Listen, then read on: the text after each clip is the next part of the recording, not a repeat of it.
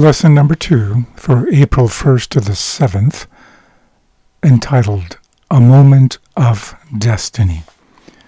For Sabbath, memory text is found in Revelation chapter 14, verses 14 to 15, and it says, Then I looked, and behold, a white cloud, and on the cloud sat one like the Son of Man, having on his head a golden crown, and his hand a sharp sickle. And another angel came out of the temple, crying with a loud voice to him who sat on the cloud, Thrust in your sickle and reap, for the time has come for you to reap, for the harvest of the earth is ripe. God has always spoken to his people, giving them whatever relevant truths they needed to hear at the time.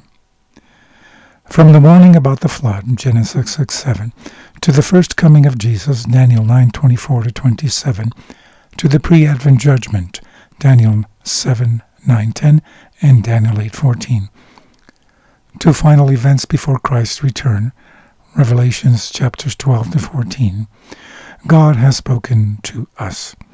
In these last days of human history, he has sent a special message to the world and to his people, designed to meet the need of the hour. He pictures this message as being carried by 3 angels flying in mid-heaven with their urgent end-time message to all the world. The 3 angels' messages are Jesus' final message of mercy, a call that leads us from trusting in our own righteousness to trusting the righteousness of Jesus to justify us, to sanctify us, and at the end of time, to glorify us. As always, though, we must choose Christ, to surrender to him and to obey him, and the choices we make now will indeed impact the choices we make in the final crisis ahead of us. Thus, now is the time to prepare. From the book Sons and Daughters of God, page 335, it says, In all ages God has given human beings divine revelations, that thus he may fulfill his purpose of unfolding gradually to the mind the doctrines of grace. His manner of imparting the truth is illustrated by the words, His going forth is prepared as the morning. He who places himself where God can enlighten him advances, as it were, from the partial obscurity of dawn to the full radiance of noonday. From Selected Messages, Book 2, page 387, it says, The angels are represented as flying in the midst of heaven, proclaiming to the world a message of warning, and having a direct bearing upon the people living in the last days of this earth's history. No one hears the voice of these angels, for they are a symbol to represent the people of God who are working in harmony with the universe of heaven.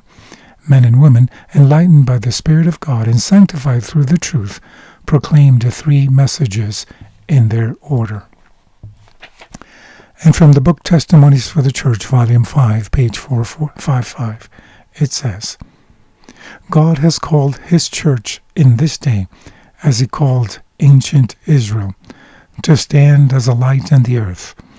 By the mighty cleaver of truth, the messages of the first, second, and third angels, he has separated them from the churches and from the world to bring them into a sacred nearness to himself.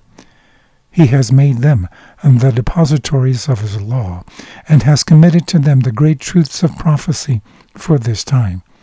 Like the holy oracles committed to ancient Israel, these are a sacred trust to be communicated to the world. The 3 angels of Revelation 14 represent the people who accept the light of God's messages and go forth as his agents to sound the warning throughout the length and breadth of the earth. Have a blessed Sabbath day.